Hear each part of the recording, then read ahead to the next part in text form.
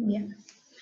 Para desarrollar este tema, que se denomina farmacodinamia, como anteriormente vimos, forma parte de uno de los tipos, o las subdivisiones, mejor dicho, de la farmacología. Y se ocupa de estudiar el mecanismo de acción de los fármacos. Es decir, cómo un determinado medicamento va a producir un efecto farmacológico que es palpable, visible. Es decir, estudia el mecanismo de acción de los fármacos y todos los efectos bioquímicos y fisiológicos que se van a desarrollar a partir de esa interacción. Cada molécula de un fármaco o sus metabolitos a interactuar con otras moléculas, dando así una respuesta, originando una respuesta, que es lo que se denomina acción farmacológica. Para poder producir un efecto, los fármacos tienen que interactuar indefectiblemente con otras moléculas diana que están en el organismo. Pueden ser moléculas proteicas, lipídicas, lipoproteicas, ácidos nucleicos. Otras proteínas que son usadas como dianas son canales iónicos, enzimas, moléculas transportadoras. En general, cuando hablamos de medicamentos, tenemos que tener en cuenta que existe una interacción. Esta interacción va a tener distintas características. Puede ser selectiva, como puede ser no selectiva. En el caso de la acción de los fármacos de manera no selectiva, se caracteriza porque la acción va a depender de las propiedades físico-químicas del compuesto. En general son medicamentos que actúan a dosis altas, tienen acciones no específicas, por ejemplo, agentes osmóticos, el carbón activado, los anestésicos generales. En cambio, cuando la acción es selectiva, la propia acción biológica va a depender de las estructuras químicas. Es decir, que acá vamos a empezar a hablar de dos conceptos muy importantes, que son la afinidad y la capacidad de iniciar una respuesta en otra célula, que es lo que se va a denominar actividad intrínseca o eficacia intrínseca de ese medicamento. Es decir, que cuando la acción es selectiva, va a actuar específicamente en un lugar, son fármacos que no necesitan grandes dosis para llevar a cabo su propósito, su efecto, ¿sí? Estas son dos características. ¿Cómo van a actuar la mayoría de los medicamentos y sus metabolitos? De forma selectiva, al interactuar con receptores. Los receptores, que son componentes de la célula, en el cual va a ir a actuar específicamente ese fármaco o los metabolitos, iniciando una cadena de fenómenos bioquímicos, y a esta situación se la denomina traducción, es decir, son los pasos que van a permitir vincular la unión, a partir de esa unión del agonista hacia el receptor, y desencadenar la transmisión de una señal. Esa transmisión de la señal va ejecutando diversas acciones farmacológicas que nos va a llevar a observar un efecto farmacológico, que es en general ese efecto beneficioso que yo les hablaba anteriormente, que es el buscado. Ya vamos a ir repasando y reforzando estos conceptos, ¿sí? Entonces la mayoría de los fármacos van a actuar, ahí está. La mayoría de los fármacos van a actuar de forma selectiva al interactuar con receptores.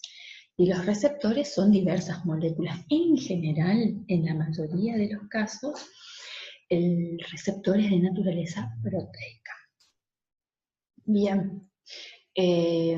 Otros mecanismos también van a existir, que son mediados por acción enzimas, pueden ser efectos osmóticos, radioisótopos, puede ser por un proceso de quelación o efectos indirectos, donde una acción desencadena otra y esta es el efecto o la acción farmacológica que se traducirá en un efecto farmacológico que nos interesa. Como les decía entonces, el receptor farmacológico es una molécula generalmente proteica que está ubicada en la célula. También los receptores pueden tener distintas ubicaciones.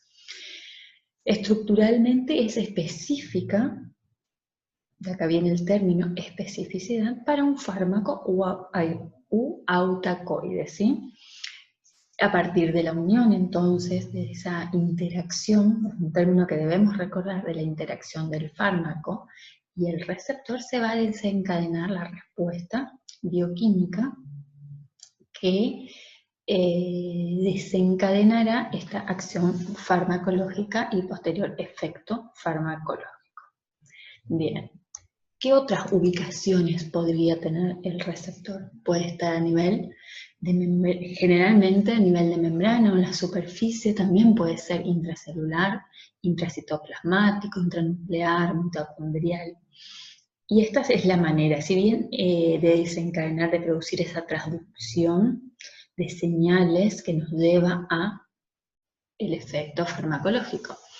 Puede desencadenar asociado a proteína G, con producción de segundos mensajeros, asociado a canales iónicos, como es el mecanismo de acción, que yo le voy a subir algunos videos de ejemplo, de los anestésicos locales que actúan a nivel de canales iónicos, con activación de una actividad enzimática, por ejemplo, la tirosinquinasa. En el libro van a encontrar muy desarrollado todo lo que son las señalizaciones de activación de estos receptores. No es necesario que ustedes lo manejen químicamente, sí que se entienda el proceso y los conceptos que yo voy remarcando y que a la vez van a encontrar en la guía de trabajos prácticos puntualmente, que son los conceptos que deben manejar y deben estar claros. Bien, entonces, estas acciones farmacológicas que se van a desarrollar a partir de la interacción del fármaco con el receptor pueden ser estimulación, como es el caso de la acetilcolina. La acetilcolina es un neurotransmisor de origen fisiológico que tiene su función, no obstante también es un medicamento que imita la acción del mismo, igual que la noradrenalina. También un medicamento pueden ser las anfetaminas, serotonina, por depresión, en el caso de las benzodiazepinas, el muy conocido diazepam, por irritación también. En caso de reemplazo puede ser una acción farmacológica en casos de carencias o insuficiencias, como es el caso de la diabetes, donde por no acción o falta de insulina, el paciente necesita reemplazo, ¿sí? Bien, o la acción antiinfecciosa, como es el caso de los antibióticos. Bien, entonces, si bien ya comenzamos a hablar de las características de esta unión fármaco-receptor, habíamos dicho que en general es específica, puntual, por ende la dosis utilizada de los medicamentos no es tan alto como en el caso de los medicamentos que no son selectivos. ¿Qué significa que sea específica? Que va a tener un punto particular en el cual se va a unir este fármaco al receptor. Hay fármacos que tienen acción sobre varios tipos de células o receptores y esto hace que sean menos selectivos. En general, la mayoría tiene su selectividad y su lugar de acción. Es decir, que las características de la unión o de la interacción entre el fármaco y el receptor va a tener relación a las estructuras químicas de estos medicamentos, tanto la afinidad de un fármaco por su receptor como de actividad intrínseca, que es la capacidad de desencadenar una respuesta favorable, va a estar determinada por la estructura química. Tiene muchísimo que ver. Veamos otras características de esta unión. Va a ser dependiente de la concentración y de la afinidad del fármaco, es lo que acabo de comentarle, por ese receptor es saturable. Llega un momento que no hay más estimulación, por más que se aumente la cantidad de fármaco, se satura y no existe una respuesta, no se desencadena la señal, es específica como dijimos y es reversible en la gran mayoría de los casos. Muy bien. ¿Cuáles son los principios básicos? Ya nombramos la afinidad. ¿Qué significa afinidad? Específica y literalmente, capacidad de unión del fármaco al receptor, ya sea por esa especificidad que hablamos. Hay afinidad. El fármaco va a un lugar determinado a unirse al receptor. La actividad intrínseca, que es la capacidad de producir la acción tras la unión al receptor, una acción farmacológica capaz de producir, de iniciar la señalización oportuna para llevar adelante esa acción farmacológica, que es el cambio concreto que provoca el fármaco. Y eso se va a traducir, vamos a usar el puntero, en un efecto farmacológico, que va a ser la manifestación observable de dicha acción farmacológica. El efecto farmacológico va a ser lo palpable. Y acá está la diferenciación. Estos son los principios básicos que hay que tener en cuenta. ¿Por qué? Porque esto nos va a determinar tipos de fármacos. ¿Qué es un fármaco agonista? Pregunta. ¿Qué es un fármaco antagonista? Agonista parcial, agonista inverso. El agonista es aquel fármaco que presenta afinidad y eficacia. O actividad intrínseca puede ser un sinónimo de eficacia. Desencadena la acción buscada. Bien, el antagonista no tiene afinidad, pero no tiene eficacia. Recuerden que vamos a subir unos videitos para que sea más gráfico. Lo que pasa es que en esto no puedo porque por la capacidad del aula, de los archivos que se pueden subir al aula. A ver, veamos un gráfico. Veo que está en la siguiente. En este, el verde señaliza la acción de un agonista completo, tiene afinidad y eficacia en una máxima expresión. El agonista parcial tiene menor capacidad o una actividad intrínseca menor, por ende no produce una acción farmacológica plena. El antagonista, en cambio, tiene afinidad, dijimos, pero no tiene eficacia, no va a desarrollar, no desencadena.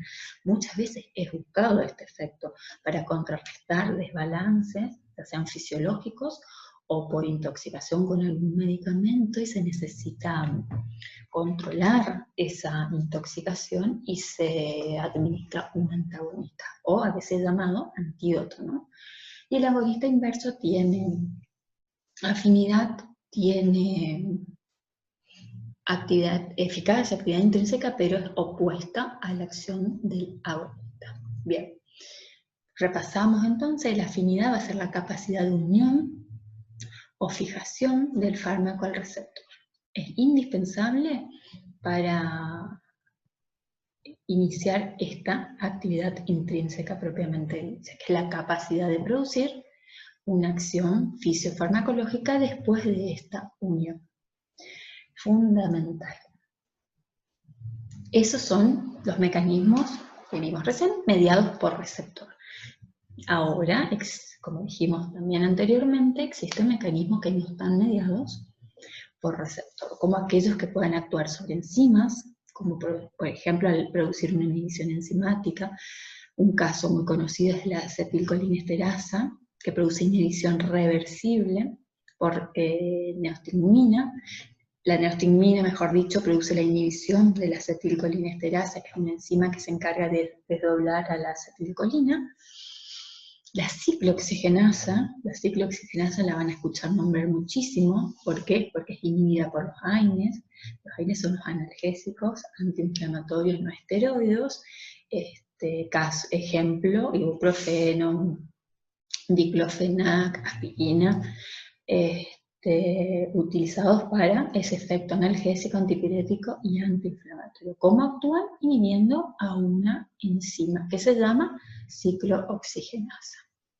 Otros fármacos van a actuar por sus acciones físico-químicas que no son específicas, como dijimos anteriormente, no selectivos, como hacer por sus propiedades osmóticas, un diurético, radioisótopos, o sea, sustancias que se suelen utilizar para diagnóstico, como habíamos dicho que los fármacos, ¿se acuerdan? También pueden ser usados para diagnóstico, tratamiento, prevención de enfermedades, y otras que tienen un efecto indirecto, como es el caso de efedrina, anfetamina, que su modo de acción es produciendo el desplazamiento del pool móvil de catecolaminas. Catecolaminas que son producidas de manera fisiológica y se colocan o se resguardan en un pool fijo y móvil, incluso en las terminaciones nerviosas, y al actuar estos medicamentos producen no ellos directamente una acción, lo que hacen es facilitar la liberación de las catecolaminas, adrenalina por ejemplo,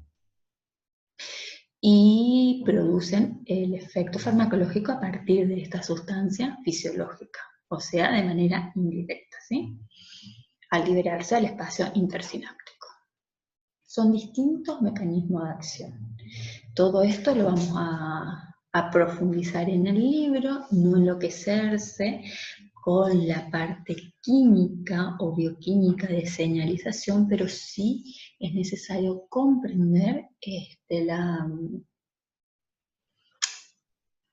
el proceso, tener en cuenta las características que yo le estuve nombrando, eso es fundamental. Y a continuación, la segunda parte de farmacodinámica, donde vamos a ver términos, ¿sí? Y factores que van a influir en la acción de los fármacos, en la variabilidad, que también yo le hablé que existe variabilidad en la acción, en la respuesta de cada medicamento, dependiente de cada individuo que es diferente.